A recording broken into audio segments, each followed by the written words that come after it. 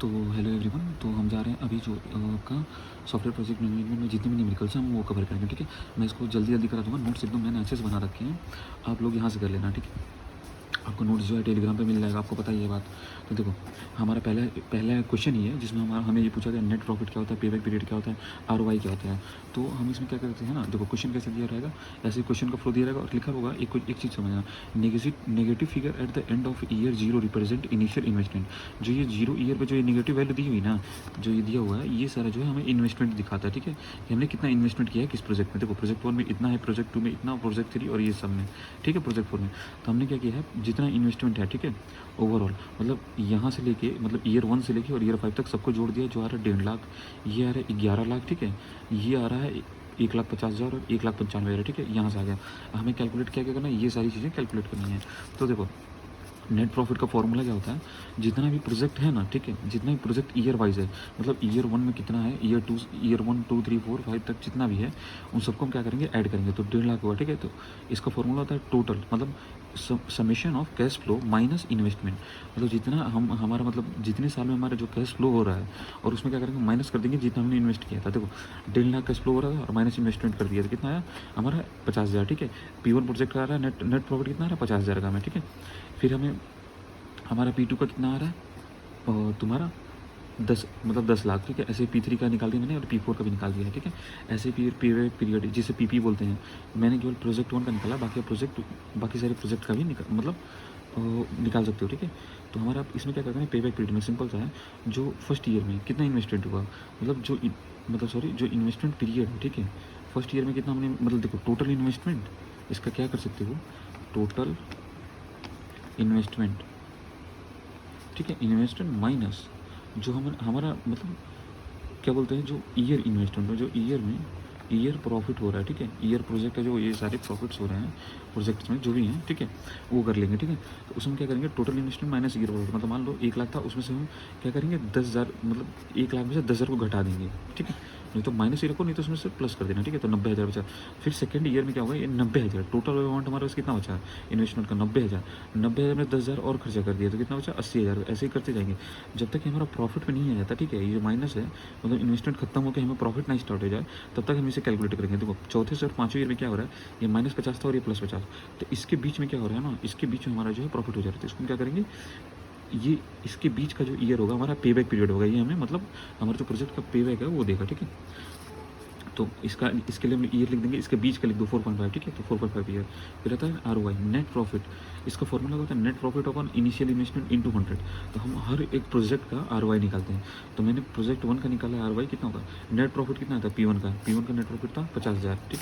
तो 50,000 अपॉन 1 लाख जो था P1 का टोटल इन्वेस्टमेंट था, इंटू 100 कर देंगे तो 50% आ जाएगा। ऐसे ही दूसरे वाले का निकाल देंगे, ऐसे ही सारे सबका निकाल देंगे, ठीक है। आप लोग कमेंट करते हैं निकाल के, ठीक है। फिर अब आता है NPV, मतलब नेट प्रेजेंट वैल्यू। NPV का मतलब है नेट प्रेजेंट वैल्यू। इसमें क्या होगा, क्वेश्चन में हमारे दिया होगा assume discount rate to be 10%, 10% दिया होगा डिस्काउंट रेट। तो हम इसको क्या करेंगे, परसेंट हटा के इसको मतलब डेसिमल फॉर्मेट में, मतलब 0.1 परसेंट हटाने के लिए 100 से डिवाइड कर देते हैं, तो 0.1 आ गया। तो देखो फॉर्मूला देखो, cash flow upon 1 + R upon T. R क्या है यहाँ पे, डिस्काउंट रेट, और टी क्या है, टाइम पीरियड, मतलब हर एक प्रोजेक्ट का जो टाइम पीरियड था ना वो टी है, ठीक है। तो अब समझो क्या होगा, पहला हमारा मतलब देखो समीशन ऑफ मतलब कैश फ्लो P1 के लिए निकाला हूँ, ठीक है, P1 के लिए, आप बाकी सारा निकाले ना। तो कैश फ्लो P1 का पहले ईयर में कितना था हमारा कैश फ्लो, 10,000। उसमें क्या करेंगे 1 + R, आर कितना है 0.1, और ईयर कौन सा पहले ईयर का था 1, ठीक है। फिर ऐसे ही 10,000 दूसरे ईयर का, 1 + 0.1 ईयर कौन सा था दूसरा, ऐसे सारा लिखेंगे और इसको मतलब सॉल्व करेंगे। और लास्ट में हमारा माइनस इन्वेस्टमेंट, तो पहले ईयर का इन्वेस्टमेंट कितना है 1 लाख, तो 1 लाख माइनस कर देंगे तो हो जाएगा 6,200, ठीक है, सॉरी 620 आ जाएगा NPV, ठीक है, फॉर P1। बाकी सारा पैसे निकाल लेना। अब हम आगे बढ़ते हैं।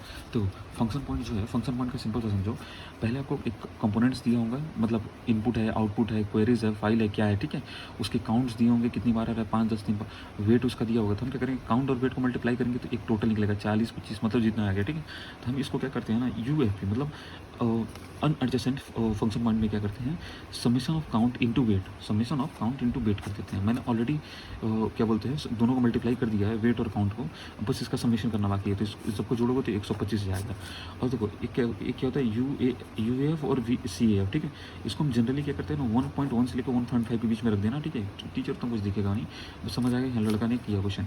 तो एफ पी मतलब तो क्या हो जाएगा U F P into V A S, मतलब 125 इंटू 1.1 मतलब 1375, ठीक है।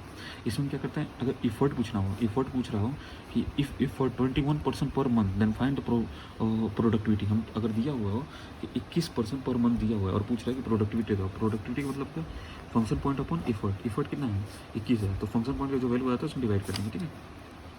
डॉक्यूमेंटेशन साइज मतलब देखो टेक्निकल डॉक्यूमेंटेशन जो है, तो देखो डॉक्यूमेंट साइज में हम ये देख रहे थे कि मतलब तुम्हारा कितना है, बोलते हैं टेक्निकल डॉक्यूमेंट कितना है, यूजर डॉक्यूमेंट 80 पेज का है, तो टोटल कर देंगे 200 आ जाएगा, ठीक है।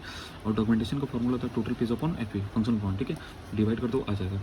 फिर यहाँ पे देखो कॉस्ट पर फंक्शन पॉइंट क्या होता है, कॉस्ट अपॉन फंक्शन पॉइंट, ठीक है। इसका फॉर्मूला ये रहा, वैल्यू पुट करो आ जाएगा, ठीक है। टोटल कॉस्ट दिया हुआ है उसको डिवाइड कर दो अपना फंक्शन पॉइंट से, ठीक है। फिर आता है हमारा कोकोमो में एक चीज़ याद रखना, कोकोमो में तीन चीज़ें होती हैं, ऑर्गेनिक, सेमी डीअटैच और एम्बेडेड। इसमें देखो A B C D, COCOMO का जो फॉर्मूला होता है हर एक के लिए, ऑर्गेनिक के लिए अलग, सेमी डीअटैच के लिए, एम्बेडेड के लिए अलग वैल्यू दिया होता है, ठीक है। तो ए का जो वैल्यू दिया वो 1.4 2.4 1.05 2.5 0.38, सी का तो सब में सेम रहेगा, बस इसमें हल्का हल्का चेंज होगा, ठीक है। फॉर्मूला बस सेम रहेगा। देखो इफर्ट का फॉर्मूला होता है ए अपॉन के एल ओ सी अपॉन बी, ये आता है पर पर्सन। देखो इफर्ट और टाइम इसमें जो बेसिक निकालना होता है, और पर्सन रिक्वायर्ड कितने होंगे। फिर टाइम का सी इफर्ट अपॉन डी, और पर्सन पर पर्सन इफर्ट अपॉन टाइम कर देते हैं, ठीक है। तो ये सेम फॉर्मूला है, बस आपके लिए हर एक के लिए जो है आपको निकालना पड़ेगा, ठीक है। ऑर्गेनिक के लिए जो मतलब मैंने एक कर रखा है, इफर्ट निकाल दिया है, टाइम और पर्सन पर पर्सन, ठीक है।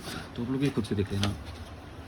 फिर हमारे एक लास्ट न्यूमेरिकल है, जैसे हमारा दिया हुआ है discuss event value analysis and compute estimate at competition EAC and variance at composition VAC if both SPI and CPI influence the work when given values are इतना, ठीक है। बजट दिया हुआ ओवरऑल, और देखो ये फॉर्मूलेज हैं, इन फॉर्मूले में बस वैल्यू पुट करो, और देखो CPI का फॉर्मूला मैंने ऊपर लिख दिया है, ठीक है, CPI कितना होता है। फिर तुम्हारा ऐसे ही SPI का भी रख दिया है, EAC और इन सब का भी, ठीक है। तो ऐसे ये शॉर्टकट में मैं बता दे रहा हूँ, आप लोग बस नोट्स देख लेना, अच्छे से हो जाएगा, ठीक है। नोट्स का वही टेलीग्राम पे आपको मिल जाएगा, ठीक है। दैट्स ऑल, थैंक यू, मिलते हैं फिर, बेस्ट ऑफ लक, एग्जाम अच्छे से देना, बाय बाय।